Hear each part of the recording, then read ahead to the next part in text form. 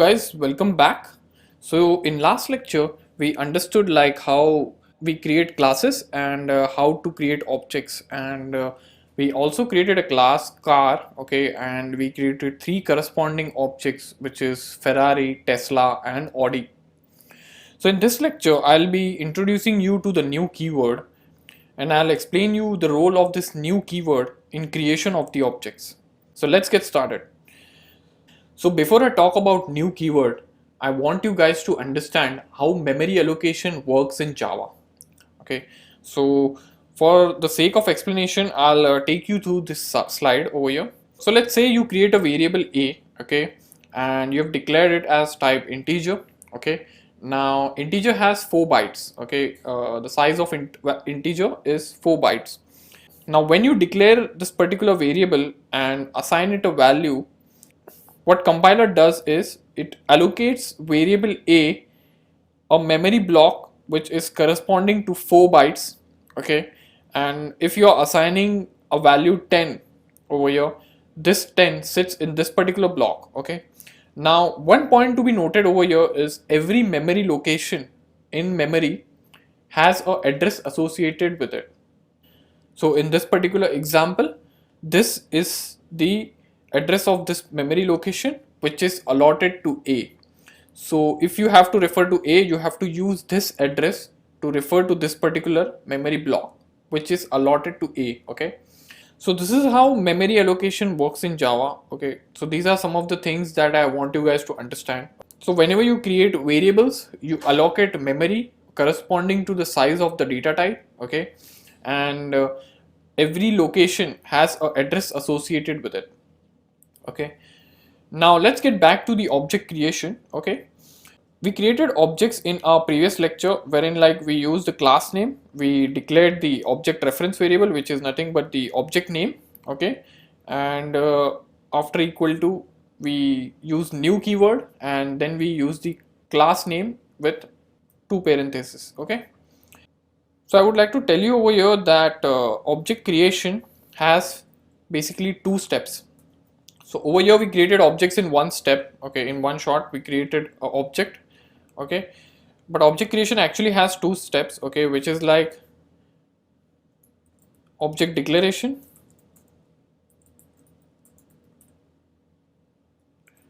and object. So object creation has 2 steps, which is object declaration and memory allocation. Now what does object declaration means? Since in last lecture we have declared object and we have also created object in one statement, I will break this statement into 2 parts. Okay, so to explain this, I'll create a car test over here. Okay, and I'll put a semicolon over here. Okay, so this step, like wherein like we just declared the object name, is known as object declaration. Okay, so we just did a first step of object creation. Okay, then the another step is object name is equal to new test. Okay, so this is the second. Okay, no, not test, it's car. Okay, so this is the second step wherein the memory is allocated using the new operator. So I'll repeat myself, guys. So object creation has 2 steps. One is the object declaration, okay, and then the memory allocation. Okay, so in object declaration, the name of the object is declared. Okay, now in this case we have declared the object name as test. Okay, so we have created the object of class car and we have declared it as test, and this test over here is also known as object reference variable. Okay, so this is the first step. Okay, so first step done, we just declared the object. Okay, now in second step, the memory allocation for this particular object is done using the new operator. New operator is responsible for allocating the memory and giving it to test reference variable. I would like to also mention one thing over here, that when you just declare an object, there is no memory that is allotted to this particular object because you have just declared. Now in second step, when you actually use new operator, memory is actually allocated and assigned to test. So this means that after declaring the object, if you try to use it, it will throw an error. Okay, because there is no memory allocated to this particular object. So you can use the objects only after memory is allocated to them. So which is after the second step. Okay, now let's understand how this memory declaration and memory allocation works in Java. So to explain this, I'll go back to the slide over here. Okay, and so this is something that we did in our last lecture. Okay, wherein like we created a blueprint class. Okay, which is nothing but car. Okay, we declared three variables inside along with a method display, and we created three objects over there, which is nothing but first car, second car, and third car.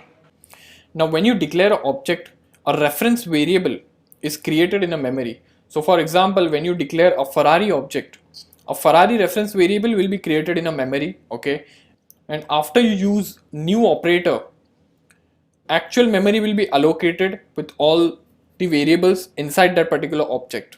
Let's go back and let's break this Ferrari, since we are just talking about Ferrari object. Okay, I'll just break this into two parts. Okay, Ferrari over here. Okay, and I'll just put a semicolon over here. So here, so what we just did is we have broken down the single line declaration and memory allocation of the object creation for Ferrari into two parts. Okay, into two steps. So first we just declare the Ferrari object. Now when we declared an object of car, okay, which is Ferrari, okay, at this point a reference variable is created in the memory. But a point to be noted over here, after declaration, no memory is yet allotted to this particular object. Okay, only a reference variable is created in the memory with the name Ferrari. Okay, now when we initialize this Ferrari object with the new operator, actual memory is allocated for this particular object. Now, like we know, every memory has an address associated with it. So let's say this memory has this particular address associated with it. Okay, now this Ferrari object will have the reference of this particular memory. So what it means is this reference variable over here which we created, Ferrari reference object, this will point to the memory location of the actual object. Okay, so this object has memory address of this. Okay, and this memory address goes and sits into Ferrari reference variable. So what Ferrari reference variable is doing is it is just pointing to this particular object over here. Okay, and that is the reason why this is known as reference variable, because this refers to a memory location of the actual object. Now whenever you assign any data, this data will be sitting in this particular memory blocks, okay, which Ferrari reference variable is pointing to. Okay, and in similar way it works for all the other objects. So like in last lecture we created multiple objects of Tesla, Audi. Okay, and these reference variables, these reference object variables were pointing to the corresponding memory blocks. Okay, and data was stored in those corresponding memory blocks. So this is how object creation in Java works. Okay, so now whenever you declare an object, a reference variable is created in a memory, and when you use new operator, memory is actually allocated to that particular object. Okay, and how much memory is allocated, that depends on the number of variables that you have declared within that particular class.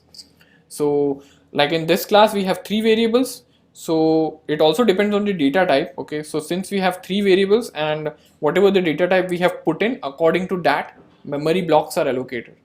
So this is how object creation works in Java, guys, and this is how new operator works. So new operator over here is responsible for allocating the memory over here and also to pass the address reference of this particular object, which is x0, 061, x9 over here in our case. Okay, so this address is passed to Ferrari object, and this is done by new operator.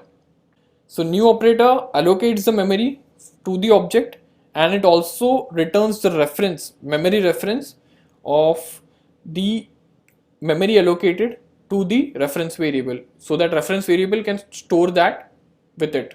Okay, so this is how memory allocation works in Java, guys. If you guys have any questions, feel free to reach out to me anytime regarding this lecture. So thanks for watching, guys. See you in the next class. Thank you.